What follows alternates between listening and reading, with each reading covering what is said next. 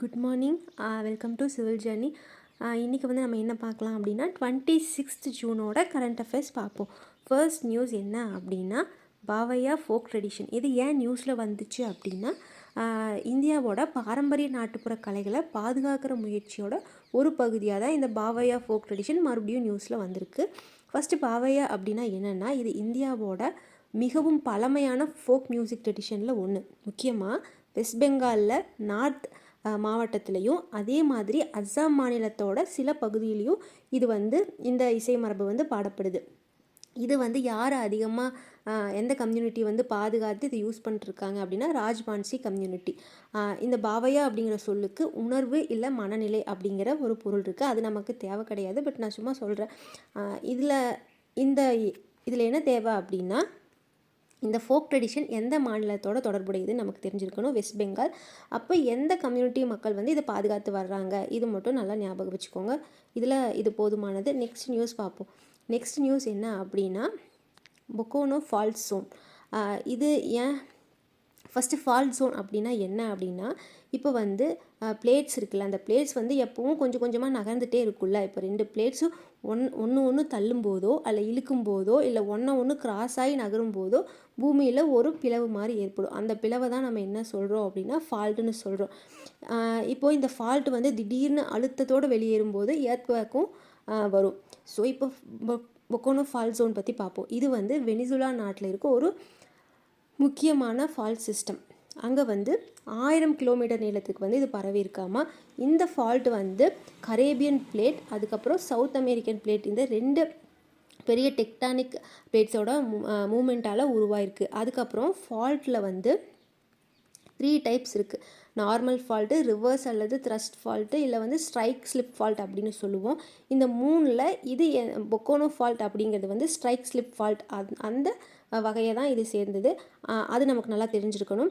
அதுக்கப்புறம் வேறு என்ன, ஃபஸ்ட்டு இது எந்த நாட்டில் இருக்குது, இது எந்த வகையான ஃபால்ட்டு, அதுக்கப்புறம் வந்து எர்த்குவேக் 11th ஜியோகிராஃபி அந்த லெசன் வந்து ரிவிஷன் பண்ணிக்கோங்க. அப்புறம் எந்த பிளேட்டோட இது தொடர்புடையது அப்படிங்கிற கொஷினுக்கு இதுக்கு நமக்கு ஆன்சர் தெரிஞ்சிருக்கணும். ஸோ அடுத்த நெக்ஸ்ட் கொஷின் பார்த்தோன்னா, நெக்ஸ்ட்டு நியூஸ் பார்த்தோன்னா ரங்கநண்டி ரிவர். இது வந்து ஏன் வந்து ஃபஸ்ட்டு ரங்கநண்டி ரிவர் அப்படின்னா என்னென்னு பார்ப்போம். ரங்கநண்டி அப்படிங்கிறது பிரம்மபுத்திரா ரிவர் சிஸ்டத்துக்கு சொந்தமான ஒரு முக்கிய துணை நதி. இந்த ரிவர் வந்து அருணாச்சல பிரதேசத்தில் இருக்கிற மலைப்பகுதியிலேருந்து உருவாது.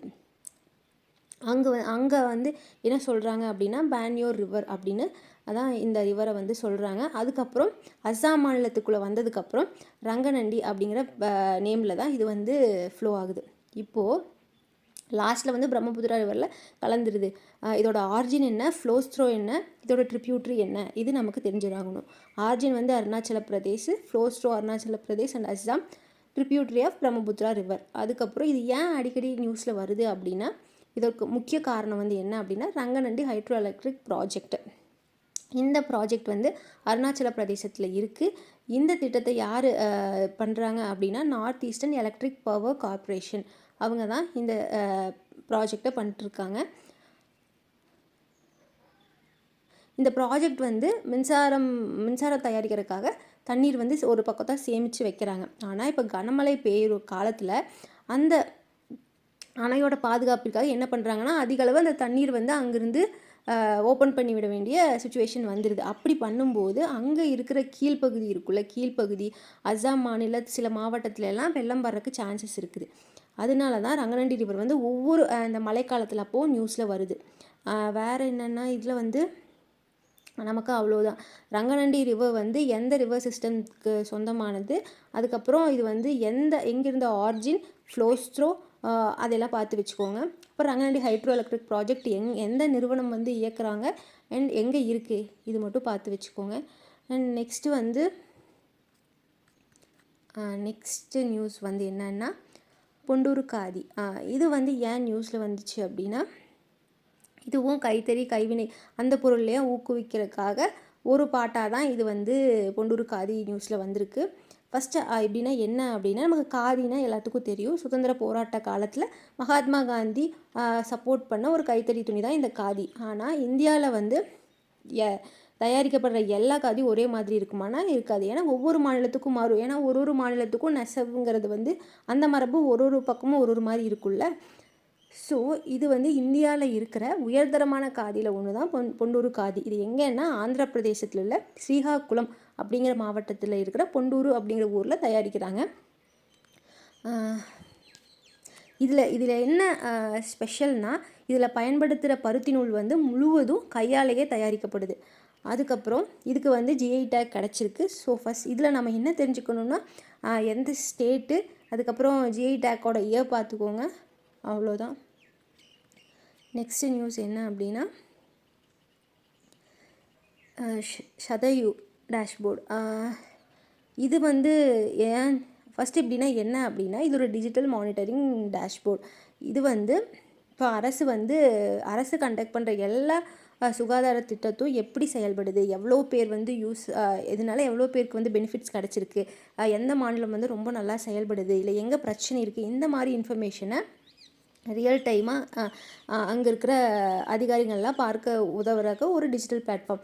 ஃபஸ்ட்டு வந்து என்ன அப்படின்னா ஃபஸ்ட்டு எப்படி இருந்துச்சுன்னா இப்போ வந்து ஏதாச்சும் ஒரு இன்ஃபர்மேஷன் கிடைக்க ரிப்போர்ட்டாக வர்றதுக்கு ரொம்ப நாளாக இருந்துச்சு. ஆனால் இப்போ இந்த டேஷ்போர்ட் வந்ததுக்கப்புறம் டேட்டா வந்து டக்குன்னு உடனுக்குடன் அப்டேட் ஆகிட்டே இருக்கும். ஸோ அதனால் அங்கே இருக்கிற அதிகாரிகள்லாம் விரைவாக முடிவெடுக்க முடியும்ல.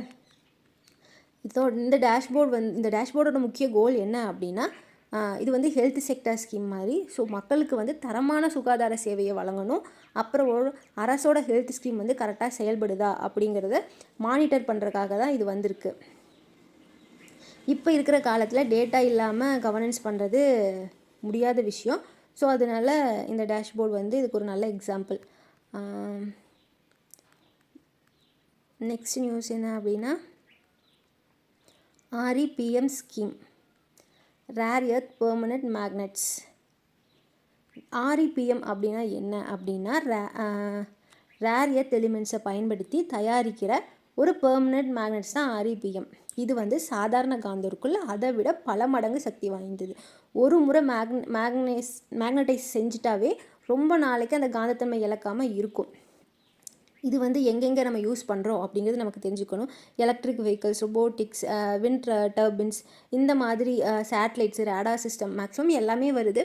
ஸோ இதில் எல்லாமே நம்ம யூஸ் பண்ணுறோம். அதுக்கப்புறம் இந்த ஸ்கீம் ஏன் கொண்டு வந்தாங்க அப்படின்னா இது வரைக்கும் இந்தியா இந்த மேக்னெட்ஸை அதிகமாக வெளிநாட்டிலேருந்து தான் இறக்குமதி செஞ்சுட்டு இருக்கோம், குறிப்பாக சீனா. ஸோ இந்த மாதிரி நம்ம வேறு ஒரு நாட்டை ரொம்ப அதிகமாக சார்ந்து இருக்கிறது வந்து ஸ்ட்ராட்டஜிக் ரிஸ்கில். அதனால நம்ம இந்தியா வந்து நம்ம உள்நாட்டிலேயே உற்பத்தியை வந்து அதிகரிக்கணும் அப்படின்னு முடிவு செஞ்சு இந்த ஸ்கீமை கொண்டு வந்திருக்காங்க. இந்த ஸ்கீமோட கோல் என்ன அப்படின்னா இந்தியாவில் ரேர் எர்த் பெர்மனண்ட் மேக்னெட்ஸை தயாரிக்கணும், இம்போர்ட்ஸை குறைக்கணும், அதுதான். அதுக்கப்புறம் நெக்ஸ்ட் நியூஸ் வந்து நேத்ரா AEWNC சிஸ்டம். இப்போது ஃபஸ்ட்டு AEWNC அப்படிங்கிறதுனா airborne early warning and control. இது வந்து ஃப்ளையிங் ரேடார். இப்போ சாதாரண ரேடார் அப்படின்னா தரையில் இருக்கும். இப்போ இதுனா ஏர்க்ராஃப்ட் மேலே பொருத்தியிருப்பாங்க. இது வந்து பறந்துட்டே எவ்வளோ ஒரு 100 கிலோமீட்டருக்கு மேலே தூரத்தில் இருக்கிற ஏர்க்ராஃப்ட்டு, மிசைலு, ட்ரோன் இதையெல்லாம் முன்னாடியே இது வந்தால் ஃபைன் பண்ண முடியும். நேத்ரா சிஸ்டம் அப்படின்னா என்னென்னா நேத்ரா அப்படிங்கிறது இந்தியாவிலே உருவாக்குன AEW சிஸ்டம். இதை வந்து யார் பண்ணியிருக்காங்க அப்படின்னா DRDO பண்ணியிருக்காங்க. இப்போ வந்து இதை யார் யூஸ் பண்ணிட்டுருக்காங்கன்னா இந்தியன் ஏர்ஃபோர்ஸ் யூஸ் பண்ணிட்டுருக்காங்க. இதோட ஒர்க் என்னென்னா வான்வெளியில் இருக்கிற எல்லாத்தையும் 360 டிகிரியில் மானிட்டர் பண்ணிக்கிட்டே இருக்கிறது. இப்போ ஏதாச்சும் வந்துச்சுன்னா டக்குன்னு அதை ஃபைன் பண்ணி சொல்லிடும், அவ்வளோதான். நெக்ஸ்ட் நியூஸ் என்ன அப்படின்னா ஏர் சுவிதா 2.0. இப்போது இந்த மாதிரி இது என்ன அப்படின்னா இந்தியாவில் இருக்கிற விமான பயணிகளுக்கு அவங்களுக்கு தேவையான நிறையா பலவிதமான சேவைகளை ஒரே டிஜிட்டல் பிளாட்ஃபார்மில் உருவாக்கப்பட்டது தான் இந்த போர்ட்டல். ஃபஸ்ட்டு வந்து ஒன்றுக்கும் ஒரு வெப்சைட் இருந்துச்சு. இப்போ எல்லாத்தையும் சேர்த்து ஒரே பிளாட்ஃபார்மில் கிடைக்கிறது தான் இது. அவ்வளோதான். அண்ட் நெக்ஸ்ட்டு வந்து என்ன அப்படின்னா ஃபர்மா சாகிதம். இது வந்து லாஸ்ட் நியூஸ் இன்றைக்கோட. ஃபஸ்ட் இப்படின்னா என்ன அப்படின்னா, இது வந்து என்பிபிஏ உருவாக்குன ஒரு டிஜிட்டல் போர்ட்டல் தான். இந்த டிஜிட்டல் போர்ட்டல் அப்படிங்கிறது வந்து இது எப்படின்னா, இந்த போர்ட்டல் வந்து இப்போ ஒரு மருந்தோட பேரை சர்ச் பண்ணுறோம். அந்த மருந்து வந்து கவர்மெண்ட் வந்து எவ்வளோ அதிகபட்ச விலை நிர்ணயிச்சிருக்காங்க அப்படின்னு நம்ம வந்து தெரிஞ்சுக்கலாம் இந்த போர்ட்டலில் இருந்து.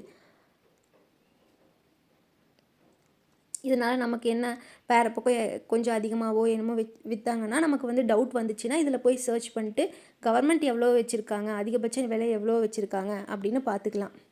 இது வந்து டிரான்ஸ்பரன்சிக்காக தான் கொண்டு வந்திருக்காங்க. சரியான தகவலை நம்ம எல்லாமே தெரிஞ்சுக்கணும் அப்படிங்கிறதுக்காக. அவ்வளோதான். இன்றைக்கி செயிலிங் ப்ரைஸ்னால் என்ன இதெல்லாமே கொஞ்சம் பார்த்து வச்சுக்கோங்க. எனக்கு நியூஸ் அவ்வளோதான்.